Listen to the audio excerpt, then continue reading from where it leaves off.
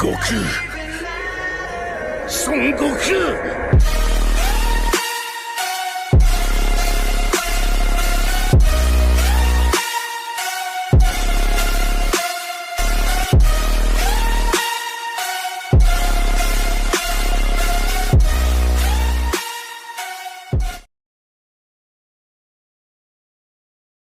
तो पिछले एपिसोड में आप लोगों ने देखा था कि फू और लॉर्ड बीरस के बीच काफ़ी इंटेंस फाइट चल रही थी और वहीं वीस जो कि प्लैनेट बीरस की तरफ आ रहा था उसे बीरस की सेंस होती है कि लॉर्ड बीरस किसी से फाइट कर रहे हैं, इसलिए वीस फुल स्पीड में रिटर्न आने लगता है। वहीं फू और बीरस के फाइट में बीरस धीरे धीरे करके फू पर हावी होने लगता है और फू को बीरस के अटैक्स को काउंटर करने में प्रॉब्लम होने लगा। बीरस को ऐसा करता देख फू गुस्सा हो जाता है और अपने पावर्स को और भी ज़्यादा इंक्रीज करने लगता है, लेकिन लॉर्ड बीरस फू को पावर अप करने का मौका नहीं देते और फू पर बिना रुके लगातार अटैक करने लगते हैं। बीरस के अटैक्स को काउंटर करते करते फू को एक ओपनिंग नज़र आता है और वो अगले ही सेकंड बीरस के पेट पर एक जोरदार किक मारता है, लेकिन लॉर्ड बीरस पर इसका कोई असर नहीं होता और वो फू के पैर को पकड़कर उस पर एनर्जी बॉल्स की बरसात कर देते हैं, जिसके चलते फू नीचे ज़मीन से जा टकराता है। लेकिन लॉर्ड बीरस के अटैक्स यहीं तक नहीं रुकते और वो फू पर एक बड़े से एनर्जी बॉल से अटैक कर देते हैं। फू नीचे से उस एनर्जी बॉल को अपने करीब आता देख कुछ नहीं कर पाता है और उसका शिकार हो जाता है। उस एनर्जी बॉल के इम्पैक्ट की वजह से वो पूरा का पूरा प्लैनेट काफ़ी ज़्यादा डैमेज हो जाता है और तभी फू को दिखाया जाता है जो कि काफ़ी ज़्यादा इंजोर्ड था।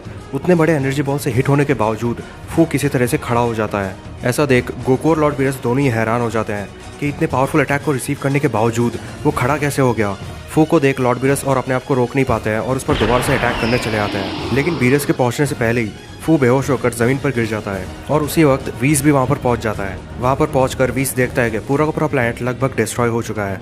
वीस को देख लॉर्ड बीरस उसे फू को बंदी बनाने के लिए कहते हैं। लॉर्ड बीरस ने जैसा कहा वीस फू को अपने एक शील्ड में बंद कर देता है और एक ऐसे चेन से उसे बांधता है जो कि उसके पावर्स को पूरी तरह से रिकवर होने नहीं देगा। उसके बाद वीस जाकर लॉर्ड बीरस को हील करने लगता है। वहीं जेनोसामा के पैलेस पर ग्रैंड प्रीस्ट और जेनोसामा बात कर रहे थे और तभी ग्रैंड प्रीस्ट कहते हैं, जेनोसामा मेरे पास एक आइडिया है। ऐसा सुनकर जेनोसामा पूछते हैं कि किस तरह का आइडिया है उसके पास। हम शायद नारुतो को रोक सकते हैं। ऐसा सुनते ही जेनोसामा कहते हैं, लेकिन वो कैसे? सुपर शेनरॉन की मदद से, क्योंकि नारुतो अब भी पूरी तरह से रिवाइव नहीं हुआ है, तो शायद हम लोग उसे सुपर शेनरॉन की मदद से रोक सकते हैं।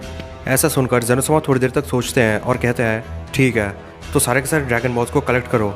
इसके बाद ग्रैंड प्रीस्ट जाकर सारे के सारे ड्रैगन बॉल्स को कलेक्ट कर लेते हैं और वो लोग तुरंत सुपर शेनरॉन को बुलाते हैं।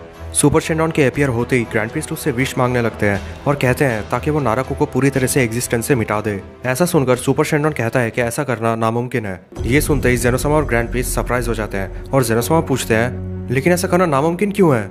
इसके जवाब में सुपर शेनरॉन कहता है कि नारुतो एग्जिस्ट नहीं करता। ऐसा कहकर सुपर शेनरॉन गायब हो जाता है। ऐसा सुनकर जेनोसामा और ग्रैंड प्रीस्ट पूरी तरह से हैरान हो जाते हैं और जेनोसामा कहते हैं, इन सब का क्या मतलब हो सकता है? इसके जवाब में ग्रैंड प्रीस्ट कहते हैं, मुझे भी कुछ समझ नहीं आ रहा कि सुपर शेनरॉन ने ऐसा क्यों कहा। इसके बाद दोनों दोबारा से पैलेस पर रिटर्न चले आते हैं। दोनों काफी ज्यादा कंफ्यूज थे और तभी जेनोसामा ग्रैंड प्रीस्ट से पूछते हैं कि ग्रैंड प्रीस्ट को वहाँ डायमेंशनल गैप में कौन नजर आया था। इसके जवाब में ग्रैंड प्रीस्ट कहते हैं, मेरा मुलाकात सीधा वेजिटा से हुआ था, लेकिन उससे जो पावर्स रिलीज हो रहा था वो विदाउट एनी डाउट नारुतो की थी। तो फिर सुपर शेनरॉन ने ऐसा क्यों कहा कि नारुतो एग्जिस्ट नहीं करता है, क्योंकि नारुतो के अलावा दूसरा कोई भी उसके पावर्स को कंट्रोल नहीं कर सकता है। ऐसा सुनकर ग्रैंड प्रीस्ट कहते हैं, आप एकदम सही कह रहे हैं जेनोसामा।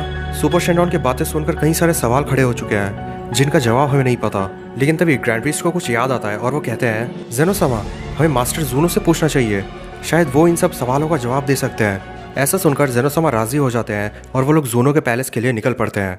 और वहीं दूसरी तरफ बीरस के प्लैनेट को दिखाया जाता है कि वीस ने उनके पूरे प्लैनेट को पहले की तरह कर दिया था।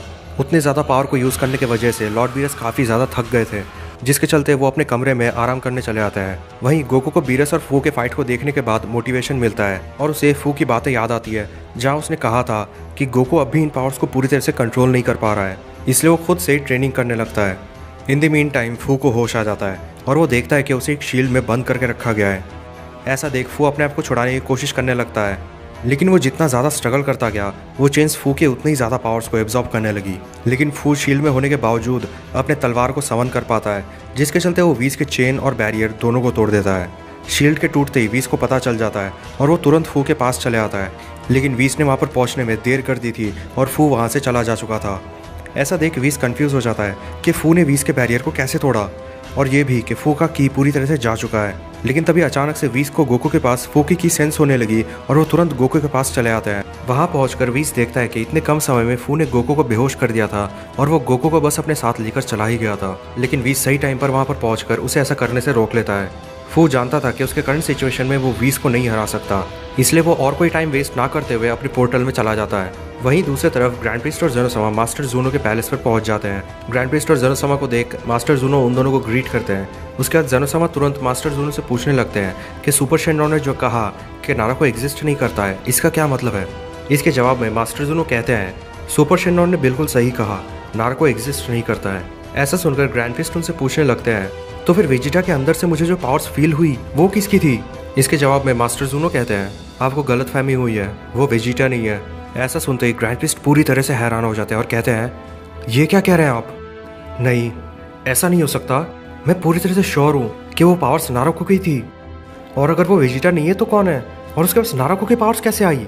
वो पावर्स बस एक छलावा था, वो आद्रे क्लैन का आदमी है। ऐसा सुनकर ग्रैंड प्रिस्ट को दोबारा से शॉक लगता है और वो कहते हैं क्या आद्रे क्लैन, लेकिन वो तो पूरी तरह से खत्म हो चुका था। इसके जवाब में मास्टर जूनो कहते हैं अब भी उस क्लैन के कुछ आदमी जिंदा है और वो आदमी उन्हीं में से एक है। इन सब को सुनने के बाद ज़ेनोसामा कहते हैं तो इसका मतलब मेरे बड़े भैया रिवाइव नहीं हुए हैं। नहीं ज़ेनोसामा। इसके बाद ज़ेनोसामा कहते हैं इससे ये बात तो क्लियर हो जाता है कि तुम्हें उनके रॉयल गार्ड्स में से कोई नज़र क्यों नहीं आया। इसके बाद ग्रैंड प्रिस्ट जूनो से वेजिटा के बारे में पूछते हैं। इसके जवाब में मास्टर जूनो कहते हैं कि उन्होंने वेजिटा और कुछ लोगों को एक अलग डायमेंशन में बंद करके रखा है। इसके बाद ज़ेनोसामा और ग्रैंड प्रिस्ट दोबारा से अपने पैलेस पर रिटर्न चले आते हैं। उनके प्लैनेट पर पहुंचने के बाद वीस ग्रैंड प्रिस्ट से कांटेक्ट करता है और उन्हें सब कुछ बता देता है कि उनके प्लैनेट पर क्या हुआ। ऐसा सुनने के बाद ज़ेनोसामा तुरंत गोकू को उनके पैलेस पर लेके आने के लिए कहते हैं। इसके बाद वीस गोकू को लेकर ज़ेनोसामा के पैलेस पर आने लगता है और वहीं दूसरी तरफ डायमेंशनल गैप में फू नाराको के पैलेस पर रिटर्न चला जाता है। फू को खाली हाथ लौटता देख वेजिटा के जैसा दिखने वाला वो बीइंग कहता है तुम्हें मैंने एक काम दिया था लेकिन तुमसे वो भी नहीं हो पाया, अब तुम ही बताओ कि तुम्हारे साथ क्या किया जाए। इसके जवाब में फू कहता है I am sorry my Lord, मुझे लगा नहीं था कि वो डिस्ट्रॉयर इतना ज़्यादा स्ट्रांग होगा। कुछ मिलियन सालों में तुम इतने ज़्यादा कमज़ोर हो चुके हो कि तुमसे एक डिस्ट्रॉयर को नहीं मारा गया। अब ऐसा लगता है मुझे खुद वहाँ पर जाना होगा। ऐसा सुनकर फू कहता है माय लॉर्ड, ये आप क्या कह रहे हैं, आप वहाँ पर खुद जाएंगे। इसके जवाब में वो बीइंग कहता है हाँ। इसके बाद हमें उस डायमेंशन को दिखाया जाता है जहाँ पर यूनिवर्स 7 के रियल वेजिटा को रखा गया है। हमें दिखाया जाता है कि वेजिटा वहीं ज़मीन पर बेहोश पड़ा था, लेकिन तभी वेजिटा को सेंस होता है कि एक बीइंग काफ़ी रफ्तार से वेजिटा पर अटैक करने आ रहा है। ऐसा सेंस करते ही वेजिटा तुरंत जाग जाता है और अटैक करने के लिए प्रिपेयर हो जाता है। लेकिन जैसे ही वेजिटा उस बीइंग की तरफ देखता है तो वो हैरान हो जाता है क्योंकि उसके सामने कोई और नहीं बल्कि फ्रीज़ा था। फ्रीज़ा को देख वेजिटा कहता है क्या फ्रीज़ा, लेकिन तुम जिंदा कैसे हो, तुम्हें तो फू ने मार दिया था। ऐसा सुनते ही फ्रीज़ा कहता है क्या मतलब है तुम्हारा, और तुम मुझे कैसे जानते हो। फ्रीज़ा के ऐसे कहते ही वेजिटा उस पर अटैक करने चले आता है। वेजिटा को ऐसा करता देख फ्रीज़ा कुछ समझ नहीं पाता और वेजिटा के चेहरे पर एक ज़ोरदार पंच मारता है जिसके चलते वेजिटा पीछे जा गिरता है। वेजिटा के ऐसे बिहेवियर की वजह से फ्रीज़ा गुस्सा हो जाता है और वेजिटा पर लगातार अटैक करने लगता है। फ्रीज़ा के अटैक्स को करने के दौरान वो नोटिस करता है कि वेजिटा उसके सभी अटैक्स को बड़ी आराम से काउंटर कर पा रहा है, लेकिन वहीं उसे वेजिटा के अटैक्स को काउंटर करने में प्रॉब्लम हो रहा था। ऐसा होता देख फ्रीज़ा मनी मन कहता है आखिर ये है कौन, मुझे नहीं लगा था कि कोई मॉर्टल इतना ज़्यादा पावरफुल हो सकता है। ठीक है मॉर्टल, जैसी तुम्हारी मर्जी। ऐसा कहने के बाद फ्रीज़ा पावर अप करता है और अपने अगले फॉर्म में ट्रांसफॉर्म हो जाता है। फ्रीज़ा को पावर अप करता देख वेजिटा भी अपने सुपर सेन में ट्रांसफॉर्म हो जाता है और अपने मनी मन में कहता है कैकारोट को सुपर सेन में ट्रांसफॉर्म होता देख मुझे हम सेन्स की ट्रू पोटेंशियल के बारे में पता चला, लेकिन मेरे लाख कोशिशों के बावजूद मैं सिर्फ सुपर सेन तक ही ट्रांसफॉर्म हो पा रहा हूँ। लेकिन मैं हार नहीं मानने वाला, तुम बस देखते जाओ कैकारोट, कैसे मैं तुम्हें सरपास करता हूँ। वेजिटा को सुपर सेन में ट्रांसफॉर्म होता देख फ्रीज़ा हैरान हो जाता है और कहता है क्या एक सेयन, लेकिन ये कैसे हो सकता है, मैंने तुम सबको तो अपने हाथों से मारा था। फ्रीज़ा के ऐसे अजीब से बर्ताव को देख वेजिटा कहता है ये ऐसा बर्ताव क्यों कर रहा है, कुछ समय पहले ही तो इसके और कैकारोट के बीच इतना इंटेंस बैटल हुआ था, कहीं ऐसा तो नहीं कि उस बैटल के चलते इसके याददाश्त में कुछ बदलाव आया है। ज़रूर ऐसा ही कुछ होगा, वरना ये ऐसा बर्ताव नहीं करता। इसके बाद वेजिटा और फ्रीज़ा के बीच एक इंटेंस फाइट शुरू हो जाता है।